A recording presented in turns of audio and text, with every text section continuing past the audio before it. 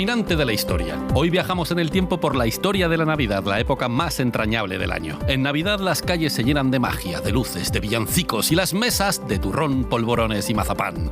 Los belenes se desempolvan, se adornan los árboles y ponemos calcetines en las ventanas para esperar a Papá Noel. Todas estas costumbres tienen su origen en la historia y es lo que vamos a buscar por medio planeta. Hoy hacemos una ruta muy especial por la Navidad. Si quieres acompañarnos, ¡súbete a la historia!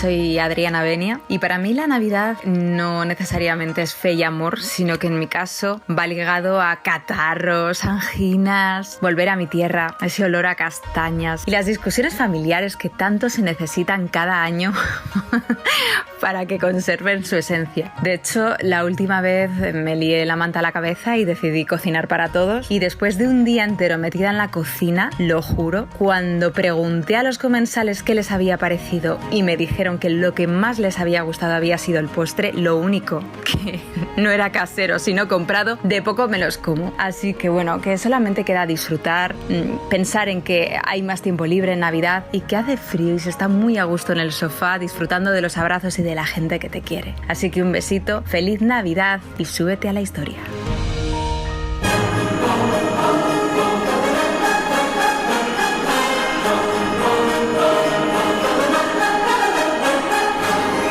La historia en ruta por la Navidad empieza, como no podía ser de otra manera, en Belén. Belén está a unos 9 kilómetros al sur de Jerusalén. Aquí nació el rey David, el que derrotó a Goliat, y aquí se coronó. También está aquí la tumba de Raquel, señora de Jacob, la madre de José y de Benjamín, los de las 12 tribus de Israel, vaya jaleo. La pobre murió después de los dolores cuando dio a luz al pequeño, el Benjamín de la familia. Jacob la enterró aquí, a las afueras de Belén. Cada año, decenas de miles de turistas pasan por aquí a visitarla. Muchos años más tarde, cuando María estaba a punto de salir de cuentas, al emperador César Augusto le dio por hacer un censo que obligaba a todo el mundo a empadronarse en su lugar de nacimiento. ¡Qué oportuno! Dice la tradición que José, el de María, era de aquí, de Belén, porque era descendiente de David. Como la carpintería la tenían en Nazaret, les tocó ponerse en marcha y venirse para acá. Aquí todo fueron disgustos. A María le entraron las contracciones nada más entrar en Belén. Con lo del censo los hoteles estaban petados. La comunidad había cerrado el hospital de la Seguridad Social porque no le salían las cuentas. Y en el pueblo no querían ver inmigrantes ni en pintura, así que nadie les dio asilo. José, que tenía espíritu de ocupa, se coló en un pesebre con la familia para pasar la noche. Aquí, entre un buey y una mula, María dio a luz. Luego se corrió la voz de que María seguía siendo virgen después del parto, que todo se sabe, y los pastores empezaron a venir a adorar al niño. ¡Qué falta de intimidad!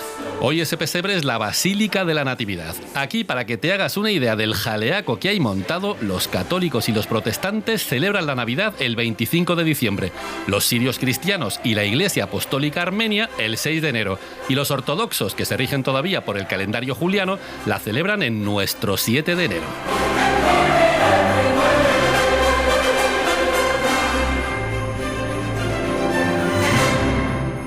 Soy David Zurdo, escritor. La Navidad se celebra en el día en que nació Jesús. Y eso fue en el año 1 de nuestra era, porque no tiene sentido el año 0. En ninguna cuenta existe el 0. Empieza por el 1. El año en que nace Jesús es el 1. Lo que ocurre es que ese año 1 se contó, se buscó dónde estaba muchos siglos después. Lo hizo un monje llamado Dionisio el Exiguo. Y el hombre hizo muy buen trabajo, teniendo en cuenta que era una época que no había ni internet, ni podía consultar prácticamente con nadie más que los otros monjes que le rodeaban. Y entonces se equivocó en algunos años. Esto lo sabemos con toda certeza, porque si no, la historia de Herodes y la muerte de infantes no tendría sentido, porque Herodes murió en el año 4 antes de Cristo. Lo que se cree hoy en día es que Jesús nació quizá en el año 6 o en el año 7 antes, digámoslo como broma, de sí mismo. Esto es porque la cuenta estaba equivocada. Lo que importa en todo caso de la Navidad es la Navidad en sí. El momento en que se celebre o el año en el que estamos, pues da un poco igual. Súbete a la historia.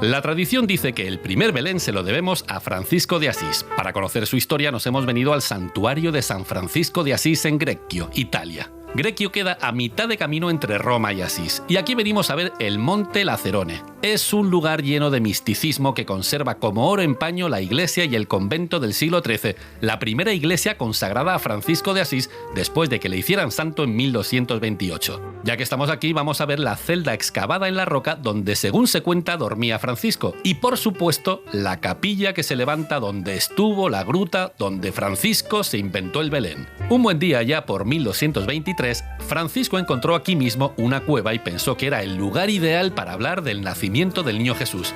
En Nochebuena convocó a todo el pueblo para que le acompañaran hasta aquella cueva. La verdad es que el tío se lo curró. Había llevado un pesebre con paja, un buey y una mula, y lo había dejado todo monísimo. No había figuritas ni personas, ni la Virgen, ni San José, ni el niño, nada, solo aquella cueva, el silencio y los fieles junto a un buey y a una mula, y un frío pelón de los de diciembre. La misa que dio Francisco fue tan emocionante que alguien llegó a decir que había visto a un niño riendo en el pesebre y que Francisco lo había cogido en brazos para dormirlo.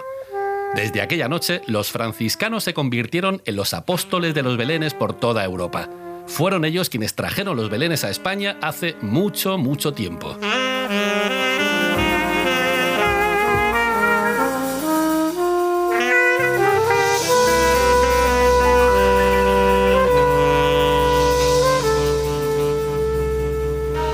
Soy Juana María Becerril Pérez, hermana mayor de la Hermandad de Nuestra Señora la Virgen de los Clarines. Os cuento un resumen del Belén viviente de Beas. En el año 69, con motivo del terremoto en el suroeste de la península ibérica, la ermita de Nuestra Señora la Virgen de los Clarines quedó seriamente dañada y, con fin de obtener recursos para su restauración, su Junta de Gobierno, la cual presidía mi padre Antonio Becerril Rebollo, tuvo la feliz idea de hacer un Belén viviente. Todos ellos hicieron realidad este Belén en una casita de nuestro pueblo. Hace medio siglo, gracias a la colaboración de todo un pueblo y al excelentísimo Ayuntamiento de Beas y a sus directores artísticos. Los principales protagonistas son los niños y niñas de nuestro pueblo y los animales de los campos que significan el nacimiento de Jesús y todos los oficios costumbristas de nuestra tierra. Decir Beas es decir Belén viviente. Os invito a que vengáis a visitarnos hasta el 4 de enero. Súbete a la historia.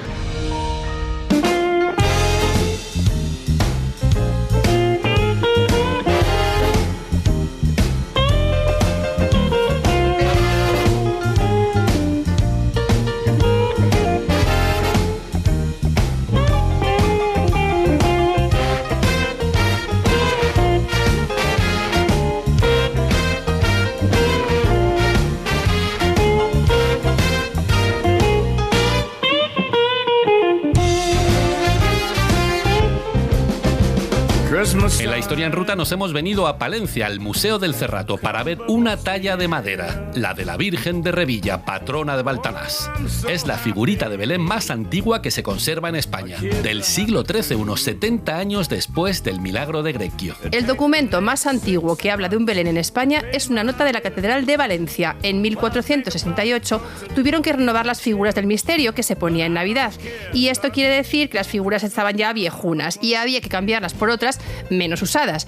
Quiere decir que el Belén de la catedral era antiguo, en el siglo XV. En otro documento de la misma catedral, pero unos añitos más tarde, escribieron la expresión poner el Belén. Y el Belén completo más antiguo que se conserva en España es el de la Iglesia de la Anunciación de Palma de Mallorca. Lo llaman Belén de Jesús y puede que también sea el Belén en uso más antiguo de la cristiandad, casi nada. De tiempos de Felipe II es el Belén de coral de las Descalzas Reales, con las figuritas talladas en coral, plata y bronce. ¡Ojo, cuidado! Se lo regaló la ciudad italiana de Trapani a Felipe II. Mi nombre es José Antonio Márquez, soy el hermano mayor de la Hermandad del Santo Entierro de San Lucas la Mayor y quiero presentaros el Belén viviente que organiza nuestra hermandad. Es el Belén viviente más visitado de toda España, con más de 40.000 visitas el año pasado y que esperamos este año al menos superarlas. El Belén viviente cuenta con más de 400 figurantes, más de 700 metros lineales de decorado. Es un Belén que está orientado sobre todo a a los pequeños, a los papás, a las mamás, a los abuelos, para que todos vengan en familia y disfruten de una tarde de lo que tiene que ser realmente la Navidad, que es el nacimiento de Cristo, que nace en Belén, y lo recreamos en este Belén viviente de Sanlúcar la Mayor. Os esperamos a todos en el Belén viviente. Súbete a la historia. Del siglo de oro es el Belén napolitano de las Agustinas Recoletas de Salamanca. Tiene figuras articuladas muy grandotas y vestidas con ropa de raso bordada con hilos de oro y plata. Por lo que se ve, Lope de Vega era muy fan de los belenes y todos los años se montaba uno en casa con figuritas de cera. Lo sacaba en invierno, claro, porque en verano se le derretían todas con el calor y le dejaban todo perdidito, hecho un asco. Felipe V, con su manía de hacer Borbón y cuenta nueva, transformó el Belén. Isabel de Farnesio, su segunda esposa, que era italiana, se volvía loca por los belenes. Aunque fue su hijo Carlos III el señor que impulsó la tradición del nacimiento. Claro que estuvo de rey en Nápoles y cuando se vino a España se trajo desde Nápoles un Belén de más de 4.000 piezas. Durante las navidades que pasó en Madrid, las primeras, lo montó en el Palacio del Buen Retiro, para presumir de Belén delante del pueblo de Madrid. Luego se lo regaló al príncipe Carlitos IV y por eso siempre será el Belén del Príncipe, uno de los belenes napolitanos más famosos de España, que está en el Palacio Real. O bien porque les gustó, o bien por hacer la pelota al rey, los aristócratas copiaron la tradición del Belén napolitano. Se pusieron de moda por toda España y desde España por toda Europa. A lo tonto, hubo un tiempo en que no había casa española que no tuviera su propio Belén.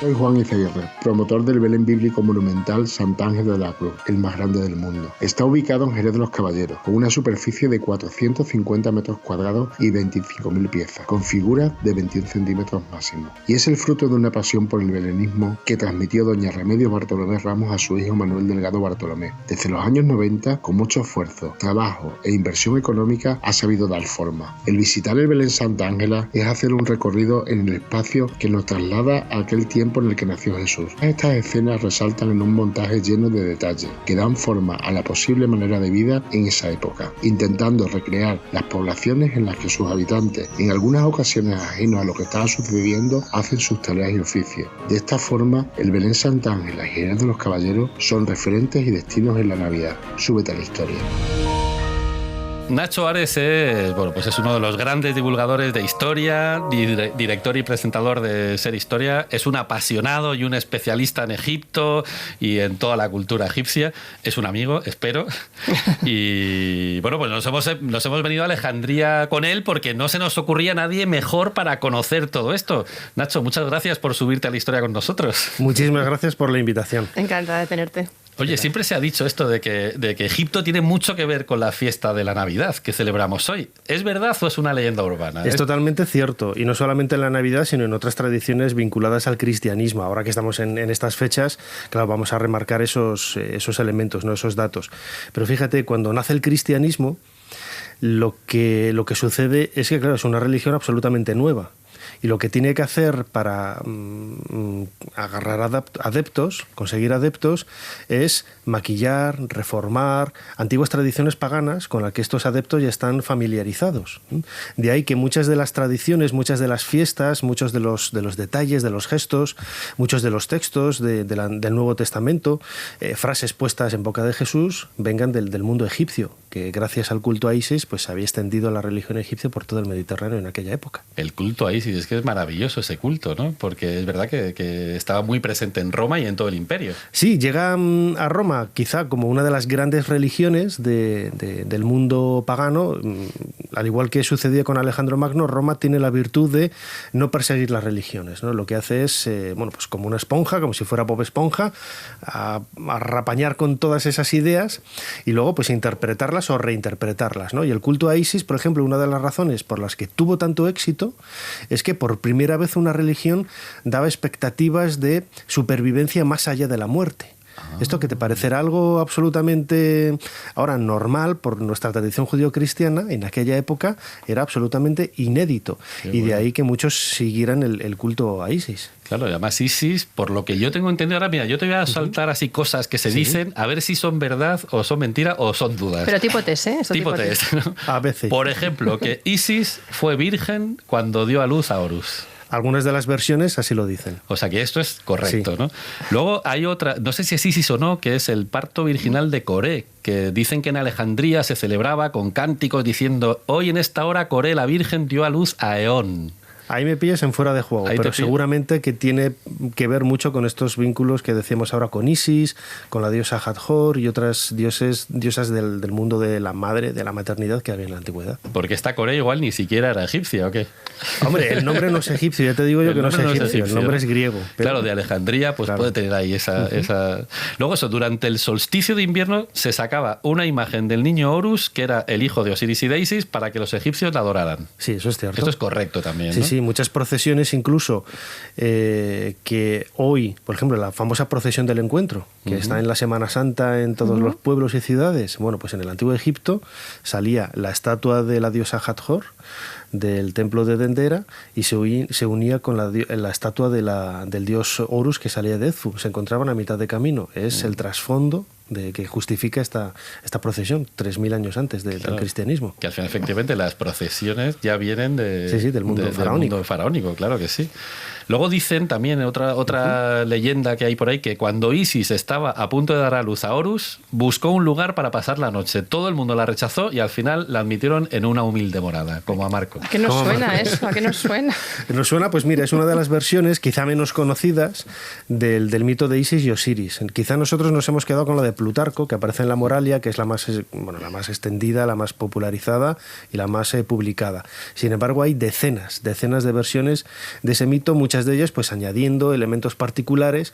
Uno de ellos es el que comentas, que dio a luz pues en un escenario muy parecido al que años después pues protagonizó la Virgen con José. Otra cosa muy interesante que me he encontrado por ahí, a ver qué piensas de esto, es que Osiris, que se manifiesta como Apis, ¿sí? ¿No? Que es una manifestación de Osiris, que es el buey, y Seth, que es no sé si es de Set o Seth, ¿cómo se dice? Set. Pues que era el burro, que acompañaban al faraón durante su nacimiento también. A ver, eso está un poco pillado por los pelos. Porque no sabemos realmente a qué animal representa Set. Ah, vale. Unos han dicho que es un tipo de perro, otros que es una especie de oso hormiguero, otros que es un asno, pero realmente ese pico plano alargado no sabemos lo que es. O sea que no se sabe que es un bicho raro, ¿no? Sí, que puede ser una pareidolia histórica. Una pareidolia.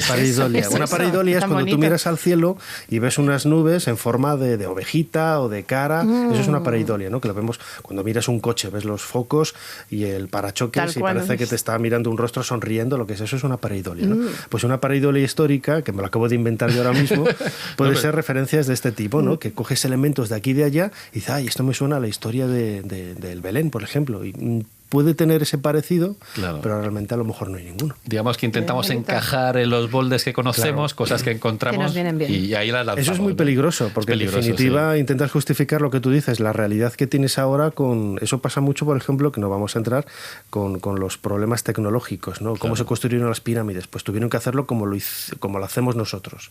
Pues es una chorrada. Porque se garantiza que no tenían internet, ¿no? Los egipcios, o sea, eso tú das fe, que no tenían internet todavía. Hay un relieve muy curioso en Dendera, en donde aparece un soberano tolemaico con un collar, ¿no? Portando un collar en la mano, y tú lo ves y es el emblema del wifi. Claro. Sí. Y hay muchas bromas en internet en ese sentido. Ya no tenía el teléfono real, móvil. Pero se confirma, Nacho Ares acaba de confirmar que existían los teléfonos móviles en el antiguo Egipto. Eso es una pareidolia histórica, mira. Bonito pareidolia histórica. Bueno, ¿y qué otras cosas sorprendentes hay en Egipto en relación con el cristianismo y con la Navidad? Pues mira, hay muchísimas. Por ejemplo, la fecha de la Navidad, del 25 de diciembre, que llega a nosotros a través de Roma, pues la fiesta del sol invicto y todo este tipo de cosas. En Egipto, claro, está muy vinculado pues a ese solsticio, ¿no? de invierno. En Egipto, por ejemplo, en la época de Akenatón, del faraón hereje, era una fiesta solar muy importante. Es decir, insisto en lo que decía en un principio, el cristianismo lo único que ha hecho ha sido amoldar tradiciones antiguas, milenarias, paganas, a la nueva festividad, y por eso en muchas ocasiones nos llama la atención, ¿no? Y lo tendríamos que ver con mucha más naturalidad, ¿no? El hecho, por ejemplo, que llega hasta nosotros a través de la Edad Media, ¿no? De las famosas vírgenes con el niño Jesús en brazos. Esas son copias, calcos de las imágenes de Isis con el niño Horus en el regazo. Es la misma iconografía que ha llegado hasta nosotros, ¿no? Es impresionante en Egipto, pues los templos coptos, cuando ves las imágenes que tienen, que es una fusión entre el cristianismo y los cultos egipcios, y te das cuenta que ahí está toda la historia contada, ¿no? Sí, yo tengo algunos amigos coptos que se niegan a creer eso, ¿no? Claro. El cristianismo no tiene que ver nada con la religión faraónica, son muy cerrados, claro, en algunas... Pero es que es muy evidente. Y se da mucho los dos extremos, ¿no? Por un lado, la gente que dice, no, es que el cristianismo es un calco de la religión egipcia. Entonces, tampoco es eso, ¿eh? Que es lo que tú decías, ¿no? Que hay que tomarse estas cosas con mucha cautela y con seriedad y con el rigor con el que se lo toman los investigadores. Y luego hay muchos cristianos que dicen, no tiene absolutamente nada que ver con el... Mira, fíjate, es otro fragmento del relato de una de las versiones del mito de Isis y Osiris. Osiris, que también murió y resucitó al tercer día, como Jesús. O sea, es que hay infinidad de paralelos, ¿no? Bueno, pues cuando nace Horus, que podríamos interpretar como ese paralelo de Jesús, ¿sabes quién le visita? Los 4 representantes de los puntos cardinales, de los extremos del mundo conquistado por Egipto. Y cada uno le trae un regalo. Oro, incienso, mirra y un libro. Fíjate. Un libro sagrado. La tradición cristiana ha quitado ese libro sagrado y nos hemos quedado con los 3, que tampoco aparecen en el Evangelio de Mateo. No se menciona ni el número, ni nombre, ni nada. Pero tradiciones posteriores, parece que tomando de aquí y de allá de fuentes egipcias, tomaron esos datos. Bueno, como el día 6 haremos un especial de los Reyes, pues lo contaremos, claro que sí, lo desarrollaremos. Pues, aquí nos quedaríamos todo el día. Claro, Nacho, muchísimas gracias por habernos ayudado a hacer un poquito más de historia. Un placer enorme, me emociona muchísimo compartir este micrófono con vosotros. Me hacía mucha ilusión despedirte así. Y nada, nosotros dejamos el antiguo Egipto con muy buen sabor de boca y nos vamos a Roma, rumbo al templo de Saturno, en el Foro Romano. Soy Irene Junquera. Para mí la Navidad es la casa de mi abuela, al lado de la Plaza Mayor de Madrid. 5 pisos sin ascensor, un pasillo larguísimo, súper oscuro, en el que todos los primos jugábamos a echar carreras, con una silla de estas de ruedas de despacho que teníamos. La mejor definición de Navidad para mí es esa. Los mercadillos en la Plaza Mayor, el chocolate con churros de San Ginés, las campanadas de la Puerta del Sol que se oían desde casa de mi abuela. Es una época muy feliz. Es verdad que pasan los años y va faltando gente, pero bueno, yo creo que quedan los pozos de esa felicidad familiar que he tenido la suerte de vivir. Súbete a la historia.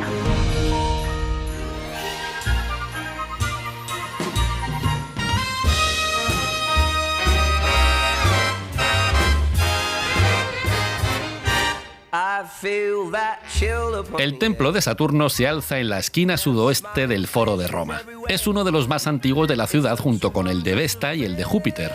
Saturno es el Cronos griego, el padre tiempo, el tipo que devoraba a sus hijos y que conocemos sobre todo por el cuadro de Goya. Es uno de los dioses más antiguos de Roma, el dios de la cultura de los campos, que enseñó a los hombres el secreto de la agricultura. También les dio leyes, por eso se guardan en este templo las 12 tablas con las leyes fundamentales del derecho romano. Se le representa con una guadaña, como la muerte, y acompañado de un cuervo. En ese templo tenía siempre los pies atados con cuerdas de lana. Durante la Saturnalia se le liberaba el grito de «Io Saturnalia» y la fiesta empezaba con un banquete público en el foro al que estaba invitado todo el mundo. La Saturnalia era una de las fiestas más importantes de la antigua Roma. Durante el invierno las tareas del campo se terminaban y los romanos pues se relajaban, se olvidaban de las obligaciones y salían a desparramar. La liaban pardísima. Para recordar aquella época dorada en la que gobernaba Saturno, cuando reinaba la felicidad, la igualdad y la justicia, y los seres humanos vivían en paz, sin preocupaciones, eso sí, y sin dar un palo al agua. Nunca envejecían y se pasaban el día cantando, bailando y riéndose. ¡Qué chollo! A Saturno no le gustaba que la gente estuviera triste durante su fiesta. Por eso era tradición extender la alegría a todo el mundo, y los romanos se deseaban unos a otros una feliz Saturnalia. Se cerraban las escuelas, los tribunales y las tiendas, y Roma se llenaba de mercadillos. Los romanos salían a la calle con guirnaldas guirnaldas en el pelo, disfraces festivos y gorros de colorines, y se pasaban 3 pueblos con la bebida. Se organizaban juegos con apuestas, bailes de máscaras y espectáculos prohibidos durante todo el año. Las familias y los amigos se reunían, cenaban juntos y se intercambiaban regalos. Adornaban las mesas y las casas con velas y ramos de plantas sagradas como el olivo, el acebo, el laurel o el pino. Y para tener contentos a los lares, los espíritus protectores del hogar les echaban comida al fuego durante las cenas y así, pues todos contentos. Cuando acababa la Saturnalia, empezaba la fiesta del Sol Invicto, un no parar. Y para conocerla un poco mejor, nos vamos al Templo del Sol, en el Campus Agripae de Roma. Soy Garbiña Basolo, Miss España y directora de Thinketers desde hace 25 años, empresa experta en conectar con las personas a través del contenido digital transmedia. Recordar una Navidad, en Bilbao las cocinas son enormes y se celebraba mucho alrededor de la mesa de la cocina. Cuando era pequeña, somos 6 hermanos y era un momento entrañable porque nos pasábamos mucho tiempo cantando con la guitarra, panderetas, las botellas de anís, todo lo que encontrábamos. Éramos mucha familia y recuerdo que mi padre nos traía una caja de angulas. Qué impensable puede ser a día de hoy. Una caja llena de varios kilos de angulas. Era como mágico y eran momentos súper entrañables. La Navidad para mí es eso, la unión, unir la familia, porque son momentos importantes del año y de la vida. Súbete a la historia, ¿te animas?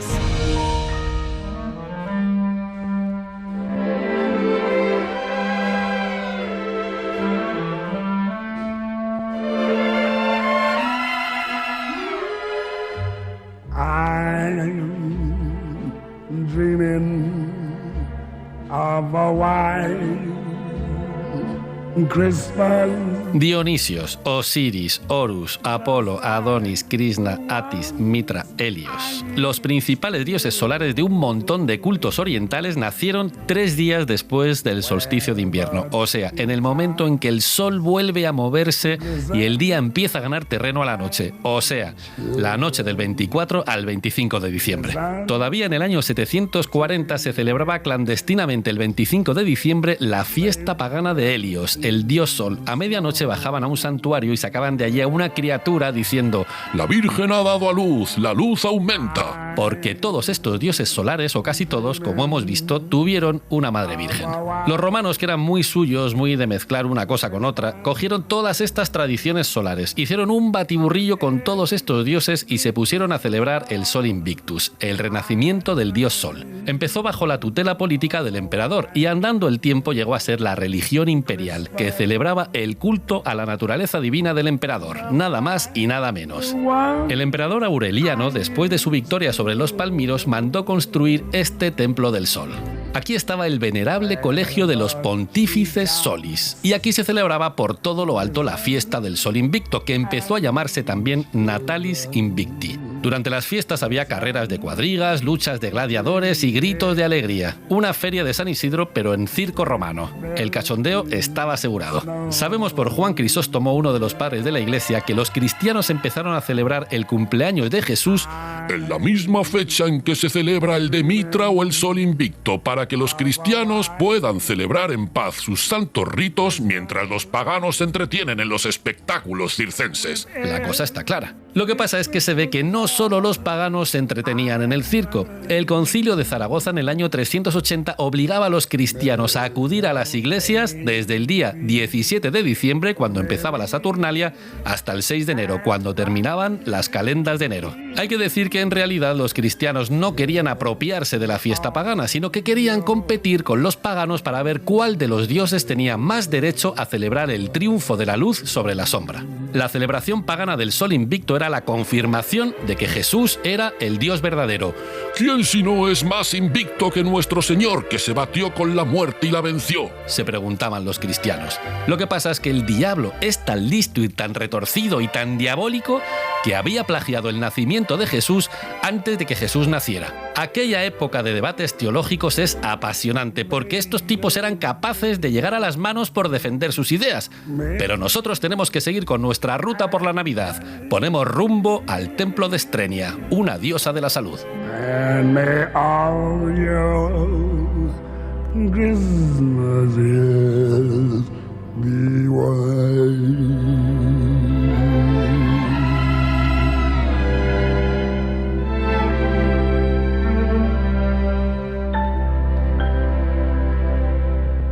soy Laura Artola-Chipi. Mis vacaciones de Navidad son en el pueblo de mi abuela, el pueblo de Alcázar de San Juan, y tiene una casa enorme con 3 plantas donde nos quedamos todos a dormir, somos como unos 30, y lo mejor, sobre todo a la mañana siguiente, ver a toda mi familia en pijama, todos quejándose de que comimos demasiado, de que quién ha ido a comprar churros otra vez, que no. Y bueno, la casa del pueblo está muy vieja, hace mucho frío, las camas son de muelles, así que hace 3 años pusimos la casa a la venta y no sé si por suerte o por desgracia no conseguimos venderla ni a tiros. Y yo la verdad es que cada Nochebuena, a la mañana siguiente, cuando me levanto y veo a toda mi familia en pijama, no puedo evitar sentirme afortunada y desear en mi foro interno que el año que viene la casa siga sin venderse. Así que eso para mí es la Navidad. Feliz Navidad a todos y súbete a la historia.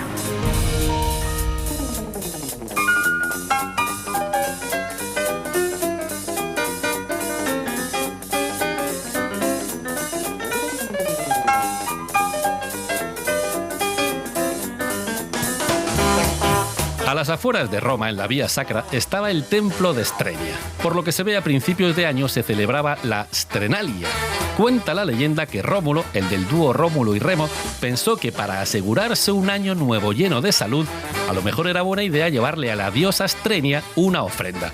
Unas ramas con flores del bosque que estaba justo al lado de su templo. La cosa cuajó y poco a poco los romanos empezaron a regalar aquellas ramitas a parientes y amigos durante las fiestas, para extenderles las bendiciones de Strenia. ¿Que querías que le fuera bien al vecino? Le llevabas una ramita. ¿Que querías que tu cuñado se curara del mal de piedras? Le llevabas una ramita. Y así. Enseguida se pusieron de moda las strenae, el intercambio de regalos. Poco a poco a las ramas les fueron añadiendo árboles frutales, nueces, velas o figurillas de terracota. Luego ya se regalaba cualquier cosita. Los ricos tenían que hacer regalos generosos. Los más instruidos regalaban libros. Y era el no va más cuando el que te lo regalaba era el autor.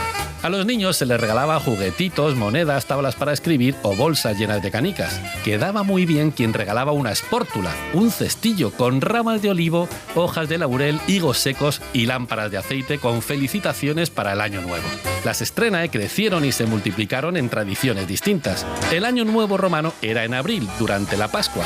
De las strenae de primavera viene la tradición del Domingo de Ramos. Si no estrenas algo, se te caen las manos. La palabreja strenae ha dado origen al verbo español estrenar.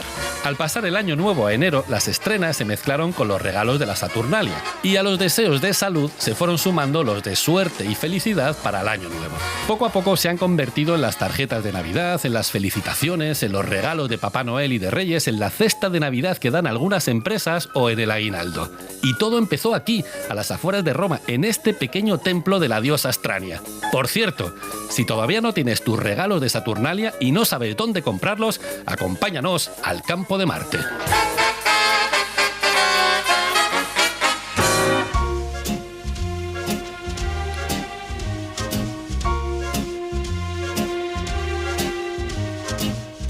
Santa baby, slip a sable under the tree. En el campo de Marte todos los años se monta la Feria Sigilata, el mercadillo más famoso de la Saturnalia. Aquí puedes comprar libros, láminas, estatuillas, artículos de broma y regalos de tutiplén. A veces hay también un señor gordo disfrazado de Spiderman. Durante la Saturnalia, Roma se llena de mercadillos. Artesanos, granjeros y comerciantes llegan a la ciudad antes del amanecer y se montan los puestos en las calles señaladas, que quedan cerradas así al tráfico. Algunos incluso se quedan a dormir dentro del puesto. Muchos autores romanos nos recuerdan que durante la Saturnalia se compran sin ton ni son y durante muchos días. Es una fiesta desenfrenada, donde la gente come y gasta y come y gasta. Uy, menos mal que durante la Navidad no pasan estas cosas. ¿O sí pasan? Cuando las fiestas están a punto de terminar, los vendedores son más proclives a bajar los precios para garantizarse la venta y no tener que cargar de vuelta con todo lo que no han conseguido vender. A lo tonto, se están inventando las rebajas de enero. Down the chimney tonight. Hurry down the chimney tonight. Soy Antonio, hospitalero del albergue O Apalpador en Melide. O Apalpador, conocido también como el Pan de Gueiro de la comarca de Tierra de Tribes. Es en las zonas del este de Galicia la figura mítica de un carbonero que bajaba las noches del 24 de diciembre y 31 de diciembre a tocar el vientre a los niños para ver si habían comido suficiente durante el año, dejando un montón de castañas, eventualmente algún regalo y deseándoles que tengan un año nuevo lleno de felicidad y comida. De ahí viene el nombre de O Apalpador. Súbete a la historia.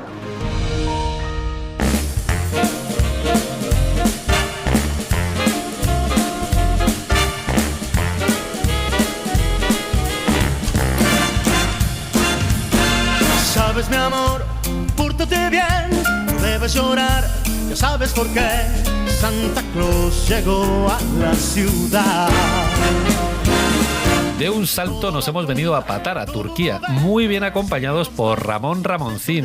Bienvenido. Muchas gracias, querido. Bienvenido. Por aquí. Oye, ¿por qué nos has traído hasta aquí, hasta Bueno, Turquía? para presentar a San Nicolás de Bari, que nació aquí en Turquía, en el siglo IV. Fíjate. ¿Sabes? Ese es un personaje que todo el mundo quiere, adora, admira y seguramente no sabe su historia. Este era, era de una familia muy rica y desde que era un niño, pues Nicolás se preocupó porque los demás estuvieran bien.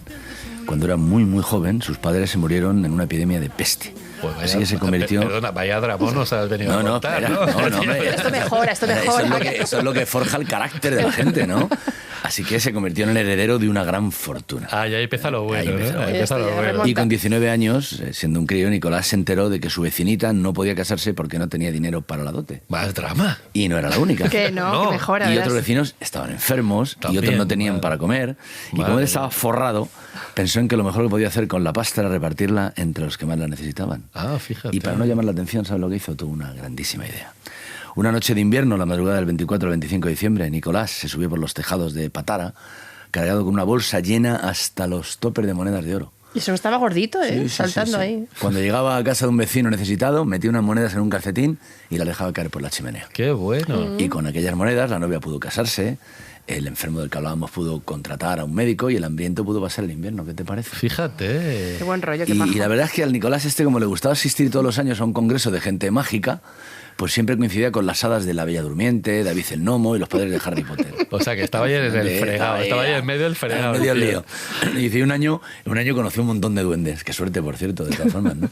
Que se lo estaban pasando muy malamente con la crisis. Claro, es que creo que va a ser un montón de duendes. Bueno, como tenía tan buen corazón, decidió contratarlos para que le ayudaran con los regalos. Sobre todo hacerlos, que era lo que más le costaba. ¡Qué bueno! Y otro año, los organizadores del congreso habían montado ahí un mercadillo de segunda mano. Y rebuscando entre las ofertas, encontró lo que estaba buscando, un trineo mágico con todos sus remos. Con los renos. Mágico. En un con los mercadillo, un renos. Pero trineo mágico. qué suerte. Oye, tú. y la dirección de este mercado... No tiene la dirección. No, había que ir, había que ir. Una ganga el tío, ¿no?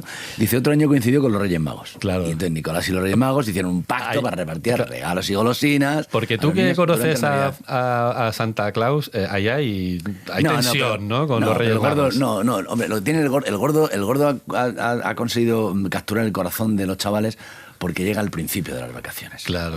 Acuérdate cuando éramos Muy nosotros importante. pequeños. Sí. Llegaban los regalos el día siguiente al cole. Sí. O sea, yo me iba recuerdo, me regalaron unas pistoleras y llegaba hasta la puerta del colegio y se las devolvía a mi vieja. Claro. Y cuando venía a buscar, me ponía a poner las pistoleras de Buffalo Bill porque no había manera de jugar, ¿no? O sea, una pena. Es que en Reyes no daba tiempo. Claro, no da tiempo a nada. nada. Por eso este es el éxito de Papá Noel, de Santa Claus, ¿no? ¿Y qué te decía? Entonces, ¿cómo fue con los Reyes? Pues nada, lo que el tío hicieron un pacto y empezaron a decidir que repartían las golosinas, uno en un momento y otro en otro, los regalos, ¿no? Y dicen que por un sorteo a Nicolás le tocó la Nochebuena.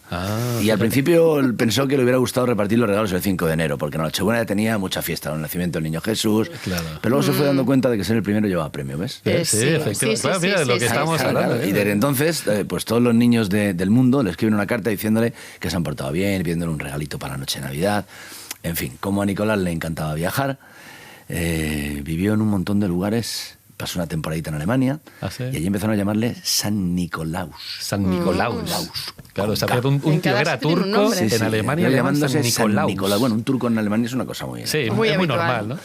Y se compró un traje verde para repartir los regalos, así que flipa. O sea que hasta que llegó a Alemania no tenía traje verde. Un traje verde y luego se fue a vivir a Estados Unidos y le empezaron a llamar Santa Claus. que era una forma un poco, aquí te pillo, aquí te mato, de su nombre alemán. O sea que de San Nicolau, Santa Claus. Santa Claus, que como lo llevaron. O sea que los americanos son peores con los idiomas que nosotros. Bueno, ya sabes cómo son. Se hizo mayor, se puso gordoncho, se dejó esa barba larga y blanca y se compró un traje rojo, un cinturón negro y unas botas. Ah, fíjate. Y eso fue en Estados Unidos. ¿En un mercadillo también? ¿Dónde lo compraría? No tengo ni idea. Eso tiene una segunda historia que dicen que tiene que ver algo, unos anuncios que hicieron una empresa de refrescos y fueron los que le cambiaron el color y tal. Pero bueno, no se sabe. Oye, que a lo mejor para ayudar le financió. Eso es, claro, pues el tipo se prestó a hacer esta campaña. Se estaba quedando sin pasta, además. Claro, es que... Claro. Luego pasé una temporadita en España donde le pusimos Papá Noel. Ah, o sea que vivió aquí también. Y en Chile, fíjate, le llamaron Viejito Pascuero. Eso es muy bonito. O sea, es que es verdad que ha vivido en todo el mundo el tío. De un lado para otro, hasta que conoció a la señora Noel, pobre. Claro. Les dio un cupidazo y se casaron. Y como ella era del Polo Norte, ya podía haber sido de la Bahamas, ¿no? Pues sí. Se instaló definitivamente allí con sus duendes y con los renos de su trineo mágico, que han encontrado un sitio estupendo para vivir tranquilos. Y por cierto, el mejor trabajo del mundo. Pues sí, es verdad. O sea, que es hacer feliz a la gente, darles lo que tiene, ¿no? Eso estaría muy bien, ¿no? Yo cada vez que oigo la lotería de Navidad, ¿y usted qué va a hacer con lo que le toca? Tapar unos agujerillos. Claro. Pero si le han tocado 30 millones, ¿cómo que tapar unos agujerillos? Tendrá usted que ayudar a todo el que pueda, ¿no? Eso claro tenía que ser así. La lotería tenía que tocarle siempre a la gente que es generosa. Pero no pasa. O que hubiese más ejemplos como el de Papá Noel, ¿no? Estaría muy bien. Y colarnos por los tejados. ¿Has visto de Turquía, a dónde nos hemos ido? Media vuelta al mundo y tal. Qué grande el tío, qué grande. Sí, a mí me cae bien el gordo. Pues nada, Ramón, muchísimas gracias por subirte a la historia con nosotros. Siempre. Y tenemos que seguir con nuestra ruta. Venga, vamos. Un abrazo. Hasta ahora. Soy Xavier Martínez Alaba, presidente de la Asociación de Amigos del Olentzero de Pamplona y Iruña, Olentzero Sadeen Elkartea.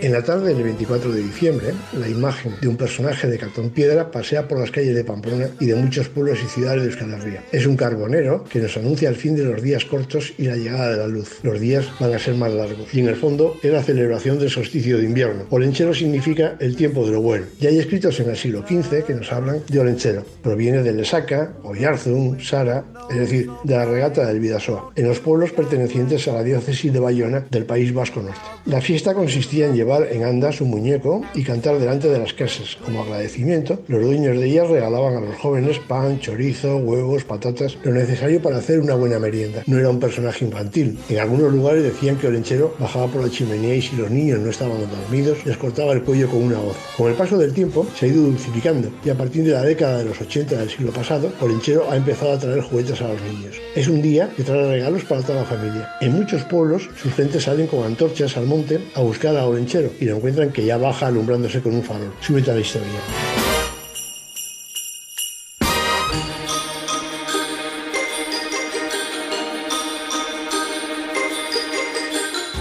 En la historia en ruta seguimos con las tradiciones navideñas y nos hemos venido a Montecassino, Alemania, para conocer a San Bonifacio, el apóstol de los germanos. Hace mucho, mucho tiempo los bárbaros pensaban que los árboles eran sagrados, que tenían poderes mágicos y que curaban enfermedades. Cuando llegaba el frío, las familias metían en casa ramas de hoja perenne, como el acebo, el pino o el abeto. Y en el solsticio de invierno, los germanos celebraban el nacimiento del dios Frey, el dios del sol y de la fertilidad. Durante las fiestas de Frey sacrificaban a una joven delante de Yggdrasil, el sagrado roble de Odín, el árbol del universo. Era un árbol tan pintón que tenía en su copa el Valhalla, el palacio de Odín en la morada de los dioses, y en sus raíces el Helheim, el infierno, el reino de los muertos. ¿Qué? ¿Mola o no mola el arbolito? Exactamente más o menos hace más de 1000 años, allá por el siglo VIII, San Bonifacio llegó a Germania para convencerles de que se pasaran al cristianismo. La leyenda cuenta que Bonifacio vio lo del sacrificio de la joven delante del roble sagrado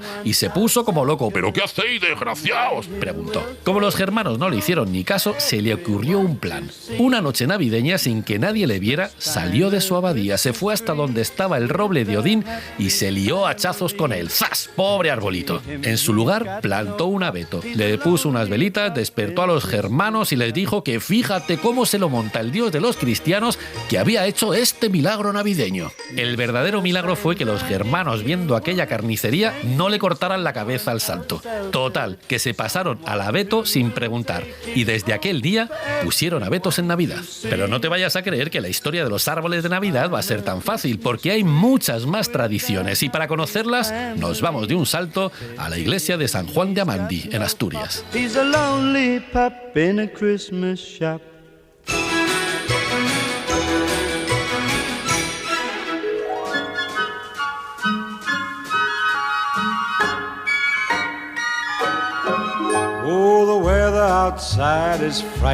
Uno de los capiteles de la iglesia de San Juan, en Amandi, representa la escena del pecado original de Adán y Eva en el jardín del Edén. Durante la Edad Media casi todo el mundo era analfabeto, así que para enseñar religión se esculpían estos capiteles o se montaban obritas de teatro. Durante la Nochebuena, en toda Europa, se representaba en las iglesias esta misma escena de San Juan de Amandi. Es probable que aquí también se representase. En el centro del escenario, igual que en el centro del capitel, siempre estaba el árbol del bien y el mal.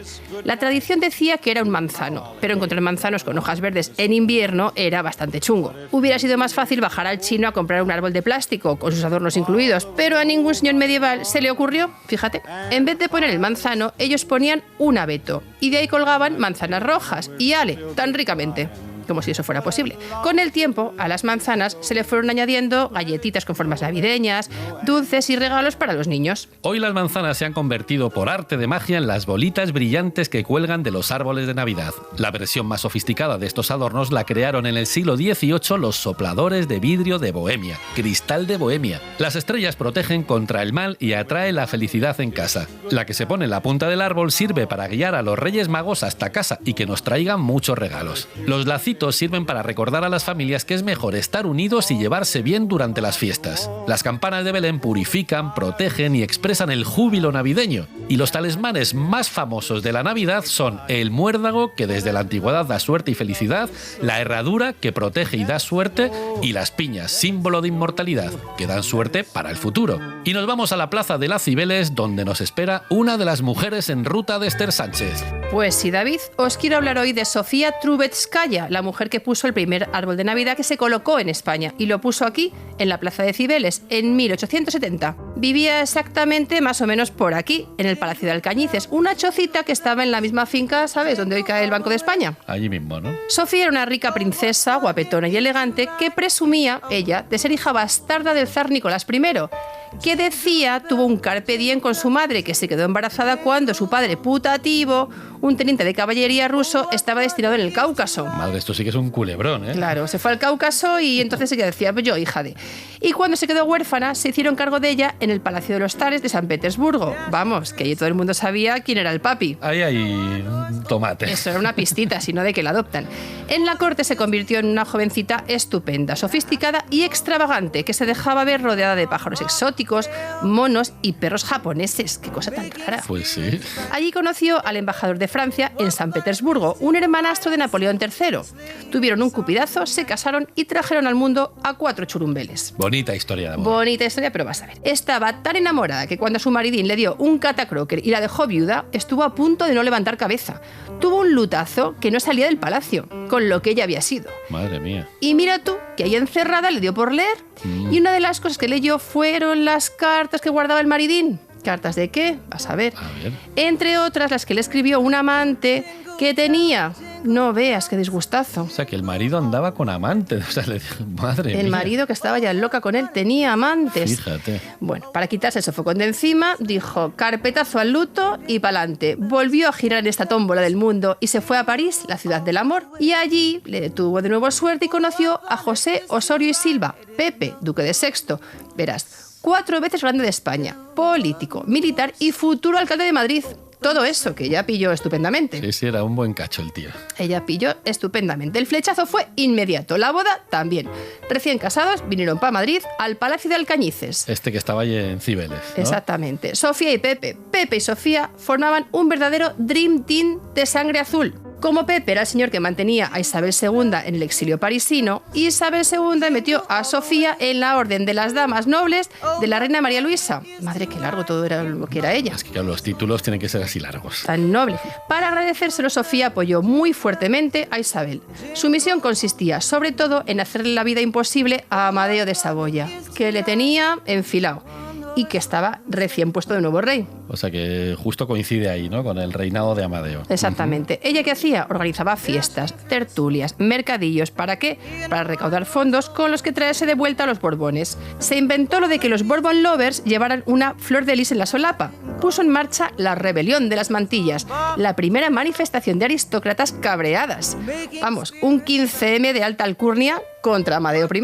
Pobrecito mío. El 1 de diciembre que pasaron en Madrid, año 1870, Sofía decoró el casoplón de Cibeles a la moda europea. Como era muy mandona, ordenó que se trajeran un abeto gordo, bien gordo. Así, tal cual. Y que lo plantaran en el mitad del jardín, que tenía ya un jardinaco. Y que le pusieran unas velitas. Madrid se convirtió así en el primer lugar de España, David, toma nota, en el que se plantaba un árbol de Navidad. Toma ya. Luego les dijo a sus amigas de la Orden de las Damas que se pasaran a ver su arbolito navideño. Y vinieron todas, hombre, imagínate, a cotillar, porque vamos, los novios estaban recién aterrizados. Claro. Oye, pues parece que el árbol les gustó y todas la imitaron y empezaron a decorar sus jardines con árboles de Navidad como el de Sofía.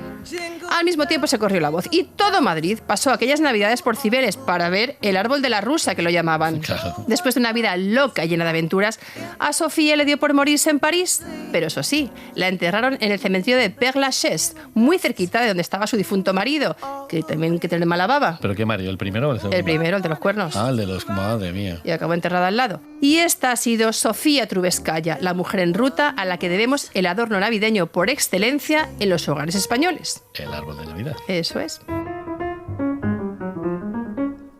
So this is Christmas. Próxima estación de la historia en ruta, Menlo Park, Nueva Jersey. Vamos a conocer el laboratorio donde trabajaba Tomás Alva Edison. Se dice que las primeras luces de Navidad fueron las velas que se encendían en los árboles para guiar a los que volvían a casa en estas fechas tan señaladas. Puede ser. También se dice que las velas se encendían para purificar un lugar y propiciar las esperanzas y las ilusiones. Ahora, qué bonito es bonito, pero poner una vela en un árbol tiene más peligro que Eduardo Manos Tijeras inflando un globo. Los árboles y las velas siempre se han llevado muy malamente.